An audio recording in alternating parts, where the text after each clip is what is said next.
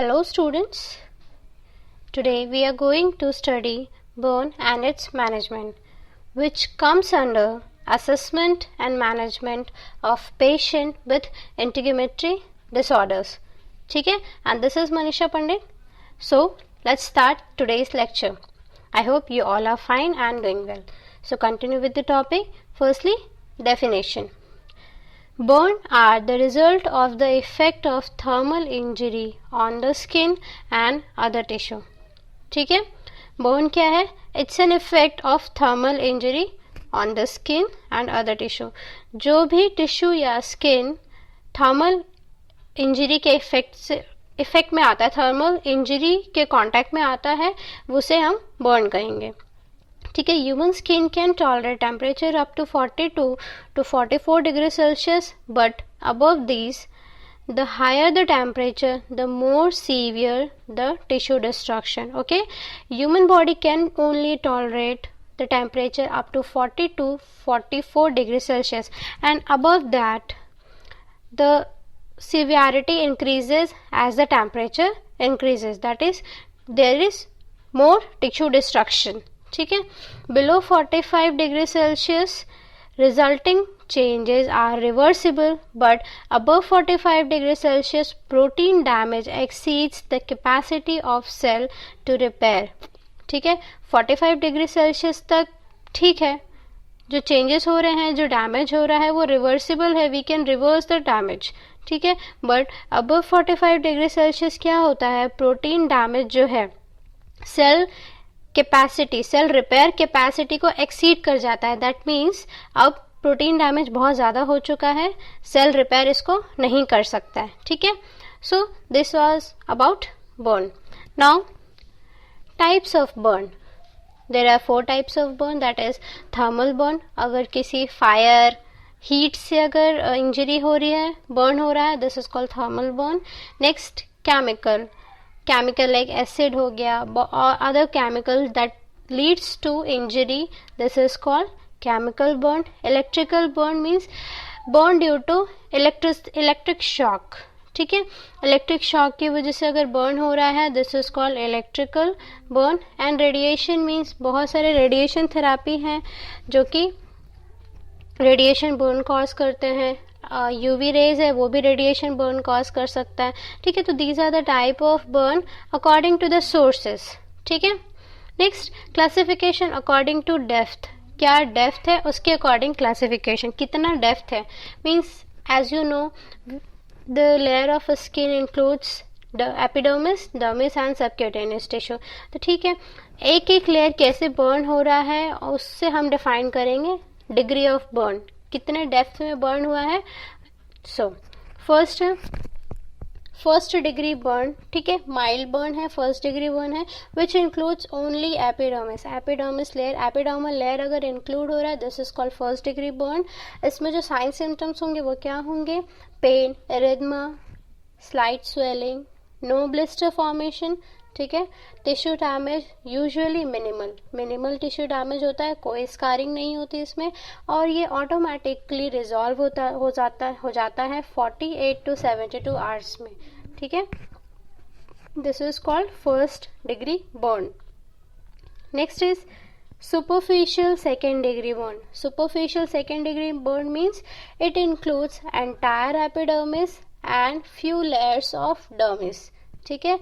पूरा का पूरा एपिडर्मिस इंक्लूड होगा और कुछ पार्ट डर्मिस के इंक्लूड होंगे, मीन्स कुछ लेयर डर्मिस का भी इंक्लूड हो जाएगा. यहाँ पे होगा साइन सिम्टम्स में vesicle and blisters formation start होंगे. ठीक है. एक्सट्रीम पेनफुल होगा. क्यों होगा, मेन रीजन है due to the exposed nerve endings. ठीक है. डर्मिस में नर्व एंडिंग्स पाए जाते हैं जो अब एक्सपोज हो गए हैं, उसकी वजह से क्या होगा, एक्सट्रीम पेन होगा. हीलिंग 7 to 14 डेज में हील होता है अगर कोई इन्फेक्शन नहीं हुआ है. और किस केस में इन्फेक्शन नहीं होगा, जब तक कि ब्लिस्टर और वसाइकल बर्स्ट नहीं हो रहे, ब्रेकआउट नहीं हो रहे, तब तक कोई उनमें इन्फेक्शन नहीं होगा, और फिर ये ऑटोमेटिकली 7 to 14 डेज में हील अप हो जाते हैं. ठीक है. Next is mid level to deep second degree burn. ठीक है. अब ये थोड़ा सा mid level means second degree, superficial second degree से ये थोड़ा सा डीप होगा, इसमें एपिडर्मिस तो पूरा बर्न हो जाएगा और डर्मल लेयर का जो लास्ट लेयर है वो बचेंगे, ठीक है। मतलब डर्मिस भी ऑलमोस्ट बर्न हो गया है, कुछ 3-4 लेयर जो है लास्ट के वो बच जाएंगे। फ्यू डर्मल अपेंडेजेस लेफ्ट, ठीक है। There are some fluid and metabolic effect. अब यहाँ पे क्या होगा, सीवियर जो पैथोफिजियोलॉजी है बर्न का वो यहाँ पे होना स्टार्ट हो जाएगा, ठीक है। फ्लूइड एंड मेटाबॉलिक इफेक्ट्स होने स्टार्ट हो जाएंगे। This is called deep mid level to deep second degree burn. Next is classification according to the extent. कितना एक्सटेंट मतलब कितना बॉडी पार्ट्स बर्न हुआ है उसके अकॉर्डिंग हम क्लासिफिकेशन देखेंगे, ठीक है। सो इसको असेस करने के लिए basically we follow rule of 9। And what is rule of 9? An estimate of the TBSA, that is total body surface area, includes as a result of burn, ठीक है। टोटल बॉडी सरफेस एरिया को हमको count करना होता है और उसके बाद टोटल एस्टिमेट निकालते हैं और बताते हैं कि कितना बॉडी पार्ट बर्न हुआ है, कितना % बॉडी पार्ट बर्न हुआ है। लाइक बहुत सारी मूवीज़ में हमने देखा है कि कोई अगर बर्न हो जाता है तो उसमें बताया जाता है, डॉक्टर्स बताते हैं कि पेशेंट की बॉडी 90% बर्न हो गई है, 80% बर्न हो गई, 70% बर्न हो गई है। तो this is what, this is how we calculate this through rule of 9. We can calculate it through rule of 9. And what is rule of 9? How we calculate it? The rule of 9 measures the % of the body burned by dividing the body into the multiple of 9. So here we have to use multiple of 9 to measure the % of the body burned, ठीक है। The initial evaluation is made upon arrival at the hospital. जैसे arrival होता है hospital में, सबसे पहला काम यही होता है पेशेंट का कि हम रूल ऑफ 9 के थ्रू टोटल TBSA निकाल लें, कितना % बॉडी का बर्न हुआ है और उसके अकॉर्डिंग ट्रीटमेंट पेशेंट को दी जाएगी, ठीक है। सो फर्स्ट है यहाँ पे माइल्ड, अगर 10% TBSA है तो माइल्ड क्लासीफाई करेंगे हम लोग, माइल्ड में आएगा ये। मॉडरेट कब आएगा? जब 10 to 30% बर्न हो रहा है, ठीक है। और सीवियर कब हो जाएगा? मोर देन 30% जब हो जा रहा है तो दिस इज कॉल्ड सीवियर, ठीक है। And hospitalization for more than 10% of the body surface area. More than 10% body surface area है तो हमको हॉस्पिटलाइज करना ही है, ठीक है। So this is classification according to extent. Now rule of 9, अगर हेड पार्ट बर्न है, ठीक है, फेस और हेड इंक्लूड हो रहा है तो 9%, लेफ्ट आर्म राइट आर्म अगर बर्न हो रहे हैं तो 9%, ठीक है। अगर ट्रंक में अपर ट्रंक बर्न हो रहा है तो 18%, और बैक ट्रंक बर्न हो रहा है, बैक साइड बर्न हो रहा है तो 18%, ठीक है। फिर जेनाइटल्स के लिए 1%, देन लेग अगर बर्न हो रहा है, फुल लेग बर्न हो रहा है तो 18%, नेक्स्ट दूसरा लेग बर्न हो रहा है तो 18%। तो this is how we calculate through rule of 9, ठीक है। Then next is factor determining severity of the burn. तो क्या क्या फैक्टर हैं जो बर्न की सिवियरिटी को डिटरमाइन करते हैं, ठीक है। सो फर्स्टली यहाँ है size of the burn. As we know, जितना ज़्यादा बर्न होगा उतना ज़्यादा सीवियर हो जाएगा केस, ठीक है। डेप्थ ऑफ द बर्न, कितना डीप बर्न हुआ है, कौन कौन सी लेयर इंक्लूड हुई हैं, dermis, epidermis, dermis, subcutaneous tissue, then muscles, then bone can, ठीक है। तो ये सिवियरिटी को बढ़ा देते हैं। Then age of the victim, हाँ एज मैटर करता है, ठीक है। देन उसके बाद है बॉडी पार्ट्स इन्वॉल्व, कौन से बॉडी पार्ट में बर्न हुआ है, उससे भी ये भी बहुत बड़ा फैक्टर है। नेक्स्ट है मैकेनिज्म ऑफ इंजरी, किस मैकेनिज्म के थ्रू हुआ है, लाइक कौन सा सोर्स के थ्रू हुआ है। अगर हीट में हो रहा है, फायर में हो रहा है तो स्मोक होगा वहाँ पे, तो पेशेंट कभी कभी क्या करता है, स्मोक इनहेल कर लेता है तो उससे बहुत ज़्यादा सिवियरिटी हो जाता है, ठीक है। So depends on mechanism of injury. Then history of cardiac, pulmonary, renal और हेपेटिक डिजीज। नाउ बर्न तो हो गया पेशेंट को, लेकिन अगर पेशेंट को कार्डियक, पल्मोनरी, रीनल और हेपेटिक डिजीज का कोई हिस्ट्री है तो सिवियरिटी और बढ़ जाता है, केस और क्रिटिकल हो जाता है, ठीक है। ये इसलिए क्रिटिकल होता है क्योंकि आगे हम लोग देखेंगे पैथोफिजियोलॉजी क्या है इसका, और पैथोफिजियोलॉजी बर्न का बहुत सीवियर होता है। तो बर्न ही एक वो खुद में ही बहुत सीवियर हो जाता है, इसलिए अगर ये सारे फैक्टर्स अगर होंगे तो सिवियरिटी और ज़्यादा बढ़ जाएगी। ठीक है, उसके बाद है injury sustain at the time of burn. Burn के टाइम में और क्या क्या इंजरी हुई है, मे बी पेशेंट कहीं से गिर गया है या फिर उसकी वजह से बर्न हो रहा है, तो और भी दूसरी इंजरीज हो सकती है साथ में। ठीक है, now let's move to pathophysiology. So heat causes coagulation, necrosis of the skin and subcutaneous tissue. ठीक है, coagulation means क्या होता है, थक्का बन जाना। प्रोटीन जैसे कि एग वाइट है, जब हम एग को बॉईल करते हैं तो एग वाइट क्या होता है, वो एक वाइट कलर के शेल में कन्वर्ट हो जाता है। ठीक है, और जिसको हम लोग खाते हैं, तो ये कोएगुलेशन कहना बनना होता है। ठीक है, तो जस्ट लाइक दैट हमारी बॉडी में भी, हमारे सेल्स में भी बहुत सारे प्रोटीन प्रेजेंट हैं। अगर उनको हीट अप करेंगे हम तो वो क्या होगा, कोएगुलेट हो जाएगा, खून का थक्का मतलब थक्का बनने लगेगा। ठीक है, उसको कोएगुलेशन करना बोलते हैं। अगर कोएगुलेशन होगा तो उसके बाद नेक्रोसिस होगा। ठीक है, स्किन का, सबक्यूटेनियस टिश्यू का, सब जगह प्रोटीन प्रेजेंट है, हमारी पूरी बॉडी ही प्रोटीन से बनी हुई है। ठीक है, तो हीट की वजह से क्या होता है, कोएगुलेशन चालू हो जाता है, नेक्रोसिस चालू हो जाता है। उसके कारण से क्या होता है, release of the vaso active peptides. Release of the vaso active peptides मतलब हमारी बॉडी में बहुत सारे पेप्टाइड्स सिक्रीट होते हैं जो कि पूरे बॉडी के फंक्शन को रेगुलेट करते हैं। ठीक है, लाइक पेप्सिनोजेन हो गया, ठीक है, प्रोस्टाग्लैंडिन हो गया, ये सारी क्या हैं, पेप्टाइड्स हैं जो कि वैसो एक्टिव हैं। ठीक है, वेसल जब एक्टिव होते हैं तब ये निकलते हैं, ब्लड वेस्कुलर सिस्टम को कंट्रोल करते हैं। ठीक है, उसकी वजह से क्या होता है, अल्टर्ड कैपिलरी परमिएबिलिटी, जो कैपिलरीज का परमिएबिलिटी है वो अल्टर हो जाता है। This lead to the loss of fluid, loss of fluid होगा। इसकी वजह से, लॉस ऑफ फ्लूइड की वजह से सीवियर हाइपोवोलेमिया होगा। हाइपोवोलेमिया मीन्स लॉस ऑफ या deficiency of fluid in the body. ठीक है, this leads to decreased cardiac output function. अब क्या होगा, कार्डियक आउटपुट फंक्शन जो है वो डिक्रीज हो जाएगा। ऑब्वियस सी बात है, जब लॉस ऑफ फ्लूइड होगा तो कार्डियक आउटपुट डिक्रीज हो जाएगा। ठीक है, this lead to decreased myocardial function. ठीक है, मायोकार्डियल फंक्शन डिक्रीज हो जाएगा। नेक्स्ट क्या होगा, decreased renal blood flow. Renal blood flow, जो हार्ट से ब्लड निकल करके रीनल की तरफ जाता था, अब हार्ट में तो कम ब्लड आ रहा है क्योंकि लॉस ऑफ फ्लूइड हो गया है। अगर हार्ट में कम ब्लड आ रहा है तो फिर रीनल में भी कम ब्लड जाएगा, जिसकी वजह से क्या होगा, ओलिगोयूरिया होगा, and automatically this leads to renal failure.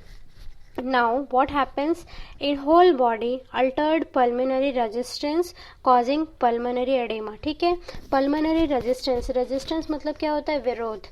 pulmonary vessels में क्या होते हैं, रेजिस्टेंट करने का कैपेसिटी होता है। अब इसकी वजह से क्या होगा, डिक्रीज्ड रीनल आउटपुट की वजह से क्या होगा, पल्मोनरी रेजिस्टेंस अल्टर्ड हो जाएगा, and this lead to pulmonary oedema. Pulmonary oedema होगा and that can lead to infection. ठीक है, नाउ नेक्स्ट क्या होगा, इसकी वजह से systemic inflammatory response syndrome start हो जाएगा। ठीक है, SIRS, SIRS क्या है, एक टाइप का इन्फ्लामेटरी रेस्पॉन्स है हमारी बॉडी में, जब होल बॉडी किसी इन्फेक्शन को फाइट कर रहा होगा। ठीक है, कोई इसका रीज़न कुछ भी हो सकता है, कोई ट्रॉमा भी हो सकता है, इन्फेक्शन है, इंजरी है, किसी भी टाइप की, कोई भी टाइप का चीज़ जो हमारी बॉडी में आ गया है और उसको रेजिस्ट करना है, उसका विरोध करना है, तो ये सिस्टमिक इन्फ्लामेटरी रिस्पॉन्स चालू होता है जिसमें पूरी बॉडी स्वेल हो जाती है।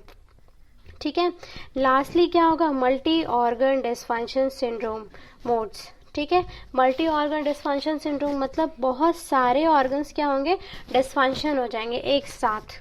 So this is the pathophysiology of burn.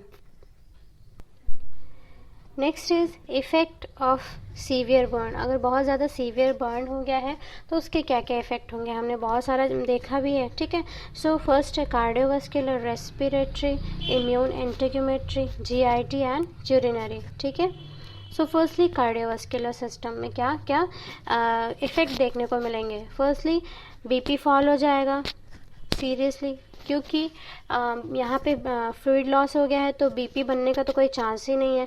सो यहाँ बीपी फॉल हो गया. That lead to fluid leak from intravascular to interstitial tissue. ठीक है, अब यहाँ पे क्या होगा, बीपी फॉल होने की वजह से इंट्रावास्कुलर से अब इंटरस्टिशियल स्पेस में क्या होगा, फ्लूइड लीक करना स्टार्ट कर देंगे. ठीक है, स्पेशली सोडियम और प्रोटीन. उसके बाद क्या होगा, हाइपरटेंशन हो गया है. टैकीकार्डिया क्यों हो रहा है, अब क्योंकि लॉस ऑफ फ्लूइड हो गया है, हमारी पूरी बॉडी को ऑक्सीजन का डिमांड बहुत ज़्यादा बढ़ गया है. सो क्या होगा, कार्डियक जो साइकिल है वो बहुत ज़्यादा फास्ट होगा, सो दैट हमारी बॉडी में जो ऑक्सीजन का डिमांड है वो क्या हो, ज़्यादा से ज़्यादा पूरा हो. ठीक है, तो टैकीकार्डिया हो जाएगा. Next, blood flow in the intravascular is concentrated and cause static.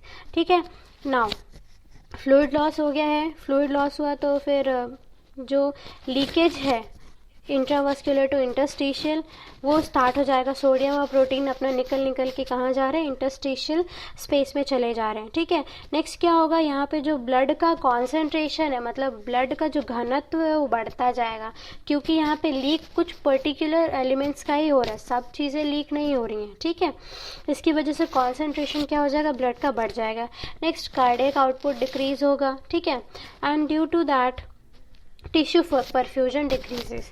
ठीक है, this is the effect of severe burn on cardiovascular system. Then next is hematologic changes क्या देखने को मिलेंगे, थ्रोम्बोसाइटोपेनिया होगा. ठीक है, देन एबनॉर्मल प्लेटलेट फंक्शन हो जाएगा, depressed fibrinogen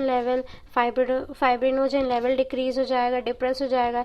deficient plasma clotting factors क्या हो जाएंगे, डेफिशिएंट हो जाएंगे. देन जो लाइफ स्पैन है आरबीसी का जनरली 120 डेज होता है, पर यहाँ पे क्या होगा, ये डिक्रीज हो जाएगा. ठीक है, blood loss during diagnostic and therapeutic procedure. Okay, burn में क्या होता है, कभी भी अगर थेराप्यूटिकली अगर कोई प्रोसीजर करना है या फिर डायग्नोस्टिकली कोई प्रोसीजर करना है तो पेशेंट को बहुत ज़्यादा सीवियर ब्लड लॉस होता है. ठीक है, so these are the hematological changes. Next is respiratory system. Respiration system में क्या क्या चेंजेस देखने को मिलता है, majority of death from the fire are due to smoke inhalation.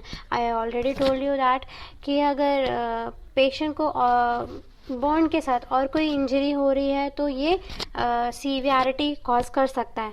सो यहाँ पे हम देख रहे हैं कि मेजॉरिटी ऑफ डेथ फायर में क्यों होता है, स्मोक इनहेलेशन.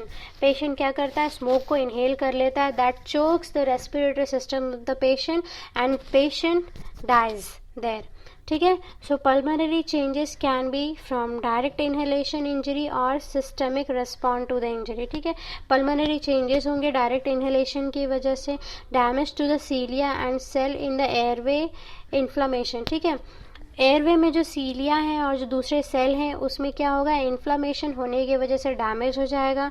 ठीक है, mucociliary transport mechanism not functioning, bronchial congestion and infection. ठीक है, जो म्यूकोसिलियरी ट्रांसपोर्ट मैकेनिज्म है वो फंक्शन नहीं करेगा, जिसकी वजह से ब्रोंकियल्स में कंजेशन हो जाएगा, सफोकेशन होगा, इन्फेक्शन कॉज करेगा. ठीक है, नेक्स्ट है पल्मोनरी एडिमा होगा. ठीक है, फ्लूइड एस्केप टू इंटरस्टिशियल, ये हमें ऑलरेडी पढ़ चुके हैं. पल्मोनरी एडिमा हुआ, उसके बाद क्या हो रहा है, फ्लूइड क्या होगा, स्केप करना स्टार्ट कर देगा from intravascular tissue to interstitial tissue. ठीक है, उसके बाद लास्टली क्या होगा, एयरवे ऑब्स्ट्रक्शन, पेशेंट को एयरवे ऑब्स्ट्रक्शन हो जाएगा. ठीक है, next we will see GIT. GIT में क्या होगा, अगर बर्न मोर देन 20 डिग्री है, experience decrease peristalsis, gastric distension and increase in aspiration. ठीक है, अगर 20 डिग्री से ज़्यादा बर्न हो रहा है तो पेशेंट का पेरिस्टाल्टिक मूवमेंट जो है वो डिक्रीज हो जाएगा, गैस्ट्रिक डिस्टेंशन होगा. ठीक है, and this lead to risk of aspiration, patient को एस्पिरेशन होने का चांसेस बढ़ जाता है. नेक्स्ट है paralytic ileus due to secondary to burn trauma. ठीक है, बर्न ट्रॉमा होने की वजह से इलियस जो है, इलियम जो है वो पैरालिसिस हो सकता है उसमें. ये रीज़न इसका क्या है, बर्न ट्रॉमा होने की वजह से क्या हो सकता है, पैरालिटिक इलियस डिजीज़ भी हो सकता है.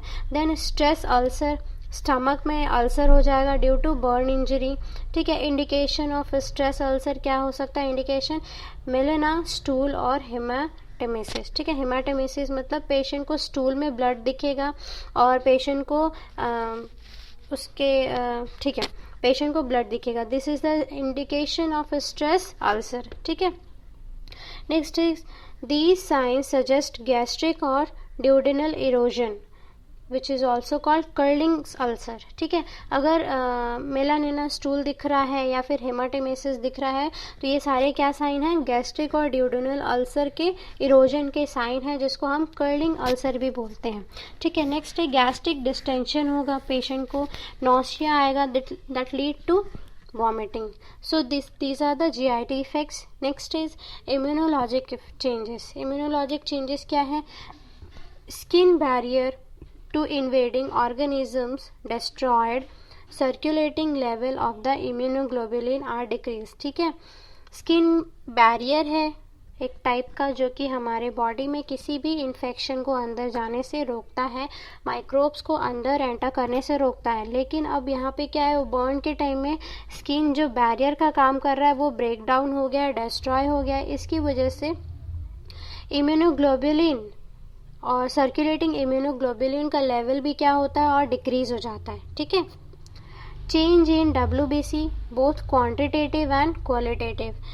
क्वांटिटेटिव मीन्स नंबर्स में कम हो जाएगा, ठीक है। जो 4000 से 10,000 mm³ में WBC का काउंट है वो मे भी कम होकर के और कुछ गिर जाए, ठीक है। एंड क्वालिटेटिव मीन्स उनकी क्वालिटी, उनका जो काम है वो भी कम हो जाएगा, ठीक है। Then depression of neutrophil, phagocytic and bactericidal activity is found after burn injury. Okay, burn injury के बाद क्या होता है, न्यूट्रोफिल, फैगोसाइट्स और बैक्टीरिसाइट्स, इनकी जो एक्टिविटी है वो भी डाउन हो जाती है, डिप्रेस हो जाती है, ठीक है। All these changes in the immune system can make the burn patient more susceptible to infection.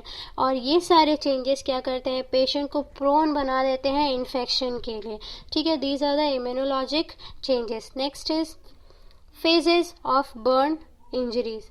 Phases क्या क्या हैं, so first है emergent means recent phase, 24 to 48 hours जो टाइम रहता है उसको हम एमरजेंट बोलेंगे। Then acute and then rehabilitative phase, ठीक है। सो मैनेजमेंट हमको क्या करना है, कैसे देखना है पेशेंट को अकॉर्डिंग टू फेज, ठीक है। फेज के अकॉर्डिंग पेशेंट को हमको क्या क्या मैनेजमेंट देना है। So firstly we begin with emergent phase and in which first is begin at the time of injury and end with restoration of capillary permeability usually at 48 to 72 hours after the injury. कब begin होगा, जैसे ही patient burn हुआ, injury हुई है उसी time से begin हो जाता है। और एंड कब होता है, जब कैपिलरी परमिएबिलिटी रिस्टोर हो जाती है। और इतना कितना टाइम लगता है इसके लिए, 48 to 72 आवर्स लगते हैं इसको इंजरी के बाद, ठीक है। मतलब कैपिलरी परमिएबिलिटी को रिस्टोर होने के लिए लगभग इतना टाइम लगता है। Then first goal is to prevent hypovolemic shock and preserve vital organs functioning, ठीक है। अब यहाँ पे हाइपोवोलेमिया हो जाता है पेशेंट को, जो वाइटल ऑर्गन्स हैं वो क्या होते हैं, वर्क करना बंद कर देते हैं, फंक्शन करना बंद करते हैं। तो पहला गोल जो हमारा होना चाहिए वो ये है कि हम हाइपोवोलेमिक शॉक लगने से पेशेंट को बचाएं, प्लस वाइटल ऑर्गन्स जो हैं उसका फंक्शनिंग को प्रिजर्व करें, ठीक है। Includes pre hospital care and emergency room care. So जब तक पेशेंट हॉस्पिटल नहीं पहुंच जाता तब तक हमको पेशेंट को प्री हॉस्पिटल केयर हमको प्रोवाइड करना है और एमरजेंसी रूम केयर प्रोवाइड करना है पेशेंट को। Then acute phase. Acute phase begin when the client is hemodynamically stable, capillary permeability is restored and diuresis has begun, ठीक है। ये कब स्टार्ट होगा, जब पेशेंट हीमोडायनामिकली स्टेबल हो जाए, कैपिलरी परमिएबिलिटी रिस्टोर हो जाए, डायूरेसिस बिगन हो चुका हो, तब ये फेज स्टार्ट होगा। That means 48 to 72 hours after, ठीक है। Usually begin 48 to 72 hours after the time of injury, ठीक है। Emphasis during this phase is placed on restorative therapy and the phase continue until the wound closure is achieved, ठीक है। Emergent phase में हमारा गोल क्या था, पेशेंट को hypovolemic shock से बचाना है और वाइटल ऑर्गन फंक्शनिंग रखने हैं, ठीक है। यहाँ पे हमारा फोकस किस चीज़ों पे होना चाहिए, यहाँ पे जो फोकस है वो रिस्टोरेटिव थेरेपी पे होना चाहिए एंड फेज तब तक कंटिन्यू होगा जब तक वुंड क्लोज ना हो जाए। The focus is on infection control, wound care, wound closure, nutritional support, pain management and physical therapy, ठीक है। Next is resuscitative phase, begin with digestion of the fluid and ends when capillary integrity return to normal levels and large fluid shift has decreased, ठीक है। कब start होगा, जब fluid capillary integrity normal हो जाएगी, normal में return हो जाएगी, ठीक है। तो large fluid shift has decreased means burn के टाइम पे क्या होता है, इंजरी के टाइम पे जब इंट्रावास्कुलर फ्लूइड इंटरस्टिशियल फ्लूइड में शिफ्ट होता है तो उसको हम लोग बोलते हैं लार्ज फ्लूइड शिफ्ट। सो कुछ टाइम बाद क्या होता है, ये जो लार्ज फ्लूइड शिफ्ट है वो डिक्रीज हो जाता है। सो उस टाइम पे ये रिससिटेटिव फेज स्टार्ट करना होता है। The amount of fluid administered is based on the client's weight and extent of the injury, ठीक है। हमको कितना अमाउंट फ्लूइड पेशेंट को एडमिनिस्टर करना, it depends on the weight of the client and extent of the injury, ठीक है। Most fluid replacement formula are calculated from the time of injury and not from the time of arrival at the hospital, ठीक है। जो fluid replacement formulas हैं वो हम कब तब कैलकुलेट कर लेते हैं, जब पेशेंट को at the time of injury के ही टाइम पे हम कैलकुलेट कर लेते हैं, not from the time of arrival of the patient, ठीक है। The goal is to prevent shock by maintaining adequate circulating blood volume and maintaining vital organ perfusion. So, तीनों phases में गोल डिफरेंस समझ में आया। फर्स्ट फेज में क्या goal difference होना चाहिए, सेकेंड में क्या गोल डिफरेंस होना चाहिए एंड लास्टली रिससिटेटिव में क्या गोल होना चाहिए, ठीक है। Next, begin with then rehabilitative phase, ठीक है। रिहैबिलिटेटिव फेज में क्या करना है, final phase of burn care, ठीक है। फाइनल फेज है ये बर्न केयर का। Overlap the acute care phase and goes well beyond hospitalization, ठीक है। Goal of this phase are designed so that the client can gain independent and achieve maximum function. Next is how diagnosis क्या क्या होंगे। सो detailed history लेनी है हमको, पूछना है पेशेंट को क्या चीज़ से बर्न हुआ है, क्या सोर्सेस हैं बर्न होने के, ठीक है। फिर physical examination is the first step, physical examine करना है। The physician will evaluate the type, duration and type of the burn and burn location, severity, association, dehydration and disfigurement and infection, ठीक है। ये सारी चीज़ें क्या करनी है, पेशेंट डॉक्टर्स को या फिजिशियन को इंफॉर्मेशन लेना है। Fire is enclosed space should arise the suspicion for smoke inhalation injury। अगर फायर कहीं क्लोज्ड स्पेस में है, इनक्लोज्ड स्पेस में मतलब चार दीवारी या फिर कोई क्लोज एरिया है, तो वहाँ पे स्मोक इनहेलेशन इंजरी का भी चांसेस हो सकता है, ठीक है। तो वो भी हमको पता करना है। नेक्स्ट, लैब टेस्ट, बहुत सारे लैब टेस्ट हैं जो हमको परफॉर्म करने होते हैं।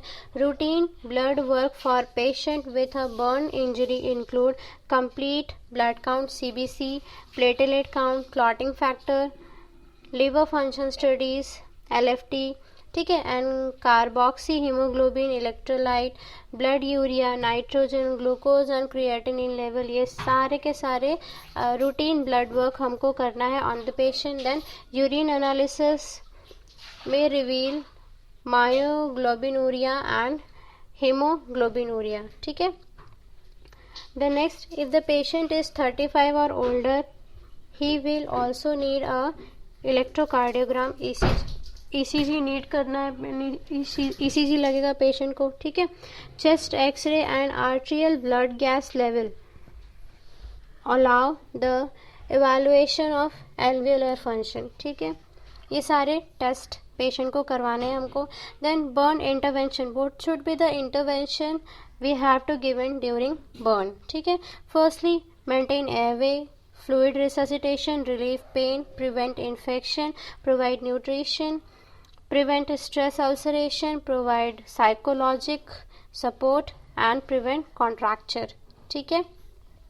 सो फर्स्टली मैनेजमेंट में हम पेन मैनेजमेंट करेंगे. एज वी नो दैट जो नर्व एंडिंग्स है वो एक्सपोज हो गए हैं, पेशेंट को बहुत ज़्यादा सीवियर बर्न होगा. सो फर्स्टली क्या करना है, एडमिनिस्टर मॉर्फिन सल्फेट और मेपेरिडीन, जिसको हम डेमेरॉल के नाम से भी जानते हैं, as prescribed by the IV route. ठीक है, आईवी रूट के थ्रू ये मॉर्फिन सल्फेट और मेपेरिडीन हमको एडमिनिस्टर करना है. अवॉइड आईएम और subcutaneous route because absorption through the soft tissue is unreliable when hypovolemia and large fluid shift are occurring. ठीक है, इंट्रामस्कुलर और सबक्यूटेनियस रूट हमको अवॉइड करना है. ठीक है, क्योंकि absorption through soft tissue is unreliable, मतलब सॉफ्ट टिश्यूज के थ्रू एब्जॉर्प्शन अनरिलायबल है ड्यूरिंग हाइपोवोलेमिया. ठीक है, जब हाइपोवोलेमिया हो रहा है तो उस दौरान सॉफ्ट टिश्यू से एब्जॉर्प्शन अनरिलायबल है. सो हमको अवॉइड करना है आईएम और SA. Avoid administrating medicine by the oral routes because of the possibility of GI dysfunction. ठीक है, ऑलरेडी जीआई बहुत डिसफंक्शन है, बहुत ज़्यादा अफेक्ट हुआ है उस पर, इसलिए हमको अवॉइड करना है oral routes. So we can only rely on the IV routes. So provide IV therapy as much as possible. ठीक है, medicate the client prior to painful procedure. ठीक है, जब भी कोई पेनफुल प्रोसीजर होगा उसके बाद पेशेंट को मेडिकेट करने की ज़रूरत है, क्योंकि तब और ज़्यादा नर्व एंडिंग एक्सपोज हो जाएंगे, ब्लड लॉस होगा बहुत ज़्यादा, इसलिए. ठीक है, नेक्स्ट है फ्लूइड इम्बैलेंस. फ्लूइड इम्बैलेंस हो गया है तो उसको कैसे मैनेज करेंगे. अगर as a result of fluid shift और सेल डैमेज की वजह से क्या होता है, फ्लूइड इम्बैलेंस हो रहा है, हाइपोवोलेमिया हो गया है, मेटाबॉलिक एसिडोसिस हो सकता है, hyperkalaemia, hyponatraemia, haemoconcentration that is elevated blood osmolarity, haematocrit, haemoglobin due to dehydration. This are the fluid imbalance. ठीक है, सो फ्लूइड रिप्लेसमेंट करने के लिए there are lots of formula. So हम किस पे रिलाई करते हैं, ब्रूक्स, पार्कलैंड और भी बहुत सारे फार्मूलाज हैं जिससे हम पेशेंट को फ्लूइड रिप्लेसमेंट थेरापी दे सकते हैं. So firstly Brooke formula, lactate Ringer's solution that is RL. ठीक है, 2.0 ml per kg per percent TBSA burn. ठीक है, half given during first 8 hour and half given during next half hour. ठीक है, सो 2 ml per kg means जितना patient का wait है उसके अकॉर्डिंग ये जाएगा, सॉरी यहाँ 2000 ml होगा. ठीक है, 2000 ml होगा, दैट इज 2 लीटर, नहीं 2 ml. ठीक है, 2 ml होगा. उसके बाद कितना परसेंट बॉडी का बर्न हुआ है, TBSA कितना है, उसके अकॉर्डिंग ये बनेगा. ठीक है, तो जितना भी सोल्यूशन आएगा उसको हमको कैलकुलेट करना है, और जितना भी आएगा उसका हमको कुछ पार्ट, हाफ पार्ट क्या करना है, 8 आवर्स में हमको पेशेंट को दे देना है, एडमिनिस्टर करना है, और जो बचे हुए हैं वो नेक्स्ट हाफ आवर में हमको पेशेंट को एडमिनिस्टर करना है. Next is parkland, that is also called Baxter formula. ठीक है, 4 ml of ringer lactate solution per kg per percent TBSA burn. ठीक है, सेम यहाँ पे भी है, हाफ हमको फर्स्ट 8 आवर्स में देना है. ठीक है, और जो बचा हुआ है वो नेक्स्ट 8 आवर्स में दे देना है. Next is इशरोटोमी. इशरोटोमी क्या होता है, a lengthwise incision is made through the burn eschar to relieve constriction and pressure and to improve circulation. ठीक है, एक lengthwise incision throughout the body दी जाती है, जहाँ जहाँ ज़्यादा स्वेलिंग है वहाँ वहाँ दी जाती है, सो दैट कॉन्स्ट्रिक्शन को, मतलब जो कॉन्स्ट्रैक्ट हो रहा है उसको रिलीव करने के लिए, प्रेशर रिलीव करने के लिए और सर्कुलेशन इम्प्रूव करने के लिए एक लेंथ वाइज कट लगाया जाता है पेशेंट को. ठीक है, ये हम लोग जनरली आर्म्स में देखेंगे, थाइज में देखेंगे, एब्डोमिनल एरियाज में देखेंगे. ठीक है, क्यों यहाँ पे फ्लूइड एक्यूमुलेशन मतलब ज़्यादा हो रहा है.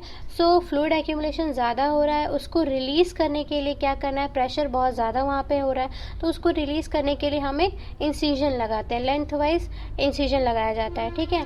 Performed for circulatory compromise resulting from circumferential burn. अगर सर्कमफेरेंशियल बर्न हुआ है, सर्कमफेरेंशियल बर्न हुआ है इन द सेंस चारों तरफ पूरी बॉडी बर्न हो गई है, उस केसेस में ये ज़्यादा किया जाता है. ठीक है.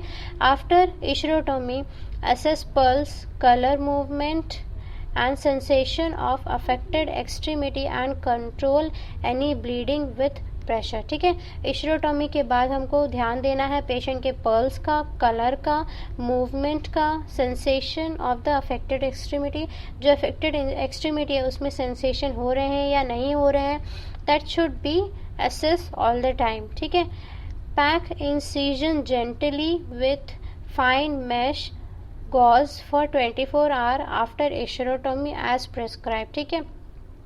इशरोटोमी के बाद हमको क्या करना है, फाइन मैश गॉज से 24 आवर्स के लिए पेशेंट के इंसिजन्स को पैक करना है जेंटली, ज़्यादा प्रेशर अप्लाई नहीं करना है. ठीक है. Apply topical anti microbial agent as prescribe. ठीक है. Next is nutrition. ऑब्वियसली यहाँ पे बहुत ज़्यादा फ्लूइड वॉल्यूम लॉस हुआ है, इलेक्ट्रोलाइट इम्बैलेंस हुआ है, so nutrition is very important for the patient. So essential to promote wound healing and prevent infection. Nutrition is essential to promote wound healing and prevent infection. So maintain nothing by mouth NPO status until the bowel sound are heard. Then advance to clear liquid as prescribed. ठीक है. कुछ भी हमको mouth से नहीं देना है, NPO status हमको मेंटेन करके रखना है. कब तक, जब तक पेशेंट के स्टमक से हमको बबल साउंड ना सुनाई दे. और उसके बाद धीरे धीरे then advance to clear liquid as prescribe. ठीक है. क्लियर लिक्विड फिर हमको क्या करना है, धीरे धीरे बढ़ाते जाना. मतलब जैसे जैसे पेशेंट डॉक्टर्स प्रिस्क्राइब करेंगे, फिजिशियन प्रिस्क्राइब करेंगे, उसके बाद क्या करना है, क्लियर लिक्विड्स मतलब लाइक जूस हो गया, राइस पल्स वाटर हो गया, ये सब हमको प्रोवाइड करना है पेशेंट को. देन न्यूट्रिशन में be provided via eternal tube feeding, peripheral parenteral nutrition और टोटल पेरेंट्रल न्यूट्रिशन. ठीक है. TPNM. सो पेशेंट को हमको एनपीओ रखना है, माउथ से कुछ भी नहीं देना है क्योंकि ऑलरेडी जीआई बहुत अफेक्टेड है. सो अगर हम माउथ से देते हैं तो और ज़्यादा प्रेशर पड़ेगा जीआई पे. ठीक है. सो हमको ट्राई करना है कि हम ट्यूब फीडिंग दें पेशेंट को, या फिर पेरेंट्रल न्यूट्रिशन भी प्रोवाइड कर सकते हैं, या TPN भी दे सकते हैं हम पेशेंट को. Next, provide a diet high in protein, carbohydrate, fat and vitamin. ठीक है. जैसे पेशेंट रिकवर करता है उसके बाद हमको बहुत high rich protein, carbohydrate, fat, vitamin rich diet हमको पेशेंट को प्रोवाइड करना है. ठीक है. This is all about the nutrition to be given to the burn patient. Next is fasciotomy. And what is fasciotomy? An incision is made extending through the askew tissue, subcutaneous tissue and fascia. ठीक है. एक incision किया जाता है extending subcutaneous tissue से fascia तक. ठीक है. फेशिया क्या है, सबक्यूटेनियस के अंदर जो और लेयर्स आते हैं उसको हम बोलेंगे फेशिया. सो हमको यहाँ पे क्या होता है, एक इंसिजन लगाना रहता है. Performed if adequate tissue perfusion does not return after an escharotomy. कब किया जाता है, जब इशरोटोमी करने के बाद भी एडिक्वेट टिश्यू परफ्यूजन, जो रिक्वायर्ड टिश्यू परफ्यूजन है, अगर हम वो अचीव नहीं कर पा रहे हैं तब फेशियोटोमी करते हैं. ठीक है. मतलब और डीप कट करते हैं. पहले जो कट किया था वो एपिडर्मिस डर्मिस तक, सबक्यूटेनियस तक होगा, लेकिन अगर उससे भी रिकवर नहीं हो रहा है पेशेंट का टिश्यू परफ्यूजन नॉर्मल नहीं हो रहा है, उसके बाद हम क्या करते हैं, फेशियोटोमी करते हैं. ठीक है. और डीप कट करेंगे हम पेशेंट का बॉडी को. Then performed on OR under GA after procedure assess same as above. ठीक है. सो पेशेंट को हमको ये कंटिन्यू करना है फेशियोटोमी और इशरोटोमी, हम पेशेंट को एसेस करके ये सब करते रहेंगे. ठीक है. So this is all about burn and its management. I hope आपको समझ में आया होगा, and if you have any doubt you can contact me for this. Thank you.